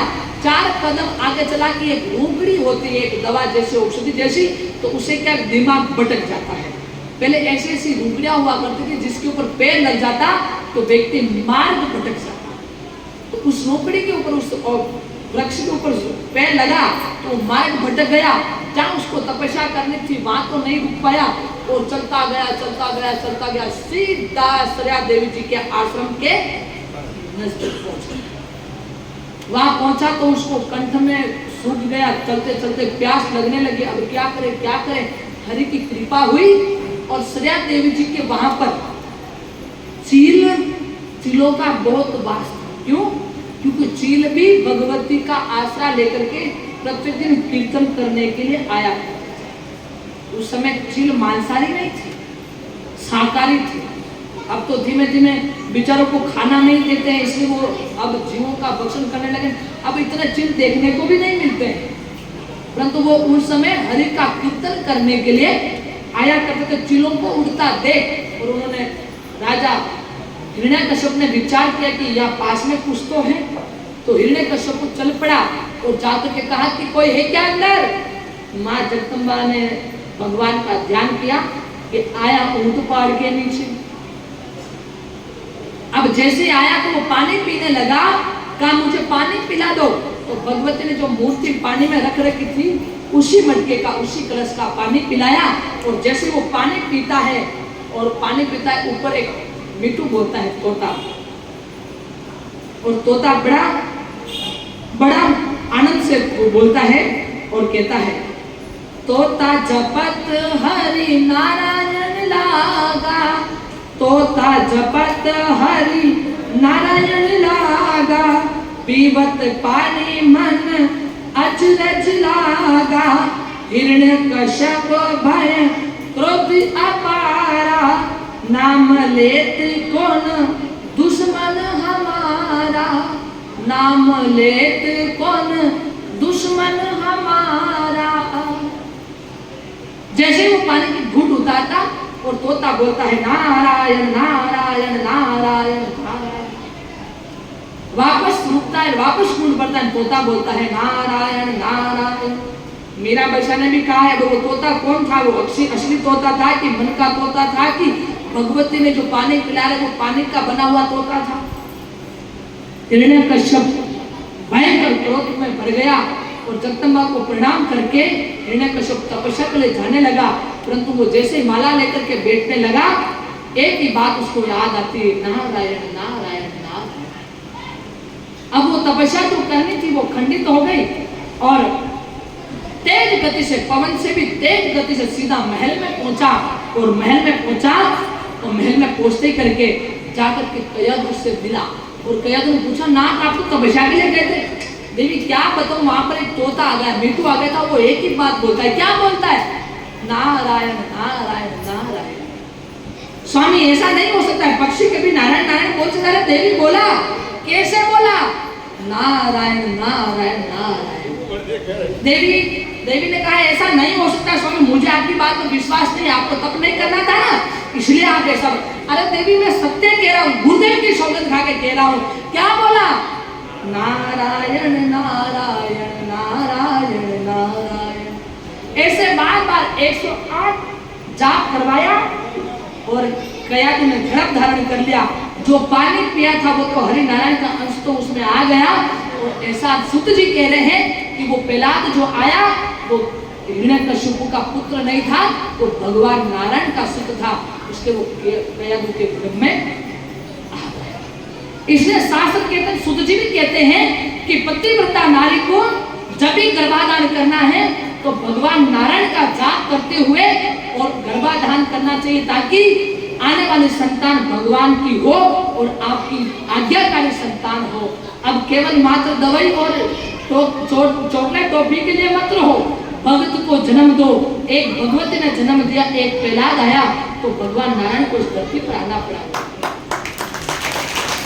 अब इधर भक्त प्रहलाद के जन्म हुआ, भक्त प्रहलाद गर्भ में आया और माता भगवती सती जी श्रेया देवी जी ने नारद जी का स्मरण किया और नारद जी को कहा कि इस कयाधु की आप रक्षा करें। कयाधु की रक्षा के लिए नारद ने कहा कि माँ मैं दूसरी जगह तो कहाँ जाऊंगा, मैं आप ही की कुटिया के पास में आश्रम बना लेता हूँ और कयाधु को यही लेता। प्रतिदिन भक्त प्रहलाद को एक ही मंत्र का जाप करवाया, ओम श्री हरि नमः, ओम श्री हरि, ओम श्री हरि, ओम श्री हरि नमः, ओम श्री हरि नमः। ये जाप का बार बार जाप हुआ तो 3.25 महीने का भक्त प्रहलाद गर्भ में बोल पड़ा, ओम श्री हरि नमः, ओम श्री हरि नमः, ओम श्री हरि नमः। यही मंत्र का जाप करते करते माँ भगवती श्रेया देवी जी के भी 11 कन्याओं का जन्म हुआ। कितनी कन्याओं का? 11 कन्याओं का जन्म हुआ। और 11 कन्याओं के साथ साथ में 7 पुत्र भी हुए, सुत भी हुए। और माँ भगवती दिखाती है, 7 सूत ज्ञा रहु कमला, 7 सूत ज्ञा रहु कमला, हरि भगति कर पावहु विमला, हरि भगति कर पावहु विमला। 7 सुत 11 कमला, हरि भक्ति कर पावहु विमला। जिसमें पुत्रों के नाम रखे थे, एक तो बुद्धव जी, एक पांडव जी, और सूर्यदेव जी की प्रथम पुत्री का नाम था सिद्धूबाई, और एक पुत्र का नाम था पूर्वज जी। ऐसे करते करते पुत्रों का नाम हुआ, और आगे की कथा जैसे भगवती मुझे बताएगी वैसे वैसे भविष्य में आप सभी को सुनाएंगे। भगवती की कथा आज यहीं पर विराम लेती है। आगे की जो चौपाइयां हैं वो लिखनी बाकी हैं। बोले सूर्यदेव महाराज की हरि अनंत हरि कथा अनंता, कहे विदय सुनऊ सबहु संता। ना तो हरि की कथा कभी विराम ले सकती है, ना हरि के भक्तों की कथा विराम ले सकती है। ऐसी भगवती की 7 दिन की श्री सूर्यदेव चरित्र मानस कथा का अपने को चौपाइयों के साथ में लिखना है। आप सभी का साथ की जरूरत है, और आप सभी साथ में खड़े रहें। आपको काले टी शर्ट वाले वैसा कथा समझ में नहीं आई आपको, मुझे ऐसा लगता है। पूरी कथा में आप हंसते रहे, आप भी हंसते रहे, आपके बाजू वाले भी हंसते रहे। मैं कब से देखती रही, आपके बाजू में कौन बैठे हैं? हाँ, ये वाले पैसा। आप दोनों कब से हंसते रहे? गलत बात दयालु, ऐसे जो बात अच्छी नहीं लगे पूछ लेना चाहिए। परंतु आपके हंसने से कितने लोग डिस्टर्ब हो रहे थे आपको पता नहीं, परंतु मेरे को पता है, क्योंकि मेरी नजर आप दोनों के ऊपर टिकी हुई थी। अच्छी बात नहीं है। आप जिस कुल में जन्मे हैं उस कुल की मर्यादा रखो दयालु।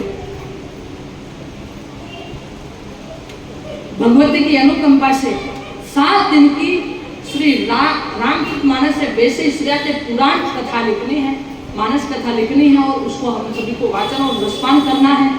अब मैं आप सभी को एक जानकारी, एक सूचना करना चाह रही हूँ। हाथ जोड़ करके और मैं झोली फैला करके आप सभी के सामने एक मांगने जा रही हूँ। आप सब मुझे आपकी यथाशक्ति के अनुसार प्रदान करेंगे, मुझे पूरा विश्वास है। भगवती की अनुकंपा से 2018 में एक संकल्प लिया था, श्री प्रजापति गुरुकुलम संपूर्ण भारत। प्रजापति समाज का गुरुकुलम, ना तो उसमें पूर्विया है, ना मारू है, ना बांडवा है, ना दूसरा है, ओनली फॉर प्रजापति गुरुकुलम, जिसमें आने वाले भविष्य की कलमों को बड़ा करना है और एकमतता का भाव करना है। और हम सब प्रजापति हैं। आपका जो दायरा बना है ये आपके शादी विवाह तक संबंध रखो, बाकी बात आप एक ही बात रखो, हम प्रजापति हैं।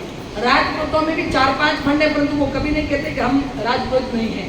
मुसलमानों में कम से कम 100 दायरा बने होंगे, परंतु वो कभी नहीं कहते कि हम वो है। केवल मात्र सनातन में ही बात आती है और प्रजापति में ही बात आती है, हम बारू हैं, हम बांडा है, हम वो है वो है। अरे भगवान है, आपकी पूजा करती हूँ मैं, आपको नतमस्तक करती हूँ कि आप लोग सक्षम है और भगवती के पुत्र हैं। परंतु एक बात तो भगवती ने भी कही थी कि मैंने 4 कर्म नहीं रखा, तो आप केवल मात्र एक कर्म तो रखो प्रजापति का। इसलिए प्रार्थना मेरी झोली पिला करके मांगती हूँ कि जब सनातन या समाज का जब भी कोई काम आता है तो क्या कहना है, हम प्रजापति है। तो सबको एक साथ बैठना है। अब जो गुरुकुल का जो संकल्प है उसमें 3 कमरे तो काम चल रहे हैं, 2 कमरे का काम और करना है, और उसी के लिए मैं इधर आई हूँ। मैंने सुना है कि अपना खूब यहाँ पर मेजोरिटी है, 3 एरिया के प्रजापति यहाँ बसते हैं। आप सभी से एक प्रार्थना है कि चेन्नई वालों की तरफ से मैं 2 कमरे की प्रार्थना करती हूँ, और 1 कमरा का छोटा सा बजट है, और आप लोग एक माताएं बहनें भी करेगी ना तो भी आराम से बजट हो सकता है। मैंने सुना है यहाँ पर 300 घर है, कम से कम 300 दुकानें हैं अपने समाज वालों की। एक दुकान से एक घर पर, यानी कि एक दुकान से 2100 रुपये करें ना तो भी 2 कमरे आराम से परची बन सकते हैं, आराम से बन सकते हैं। और इसमें माताएं बहनें तो हर धर्म कार्य में आगे रहती है। इस बार आपसे भी मैं प्रार्थना करती हूँ कि इस बार एक जोड़ी कपड़ा मत लेना, और आने वाले समाज के भविष्य का सवाल है, एक ड्रेस मत लेना, और एक ड्रेस की राशि इस गुरुकुल के लिए 5 कमरों से जो बीजारोपण किया है, आप सभी से प्रार्थना है कि आप लोग इसमें सहभागी बने। जिसमें आपको वो भाई साहब आए नहीं, महेंद्र जी आए क्या? महेंद्र जी आए क्या? महेंद्र जी नहीं आए, कल हम गए थे महेंद्र जी से, हमने बात की थी, तो महेंद्र जी ने शायद वहां पर जो लाइटें जितनी भी चाहिए, फोकस वाली लाइटें और जो एलईडी जितनी भी लाइटें हैं, उन्होंने कहा कि एक बार लिस्ट बना करके भेज देना, सारी लाइटें मैं मेरी तरफ से वाला करूंगा। जोरदार ताली बजाइए।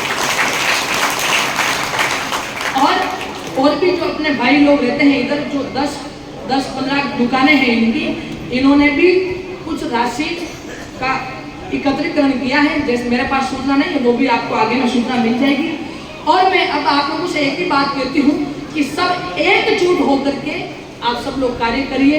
और 2 कमरे की आप सभी से मैं भीख मांगू तो भी मैं कोई शर्म नहीं है, और समाज का कल्याण की बात करूं तो भी कोई शर्म नहीं है, और आपके बच्चों का भविष्य है, मेरा कोई उद्देश्य नहीं है, परंतु मैं चाहती हूँ कि ऐसा एक शाखा बने जो कि प्रजापति समाज के हितकारी बने और आगे जाकर के आप लोगों का नाम रोशन हो। इन्हीं के साथ में मेरी वाणी को विराम दूंगी। आप सब लोग मेरा साथ देंगे, सब लोग कार्य में रत रह करके आप आगे बढ़े। बोले श्रेया मात की, आप सब दयालुओं की, अरे इतना जोर, जय हो। आप सब दयालुओं की जय हो। तभी तो मजा आएगा ना, खुद का जयकारा लगाना चाहिए। एक भजन में कहा है ना, मन को इतनी शक्ति देना मन विजय करे, दूसरों की जय से पहले खुद को जय करे, हमको मन की शक्ति देना। इसलिए दूसरों की जय लगाने से पहले खुद की जय लगाना बहुत जरूरी है। बोले श्रेया मात की, सद्गुरुदेव भगवान की।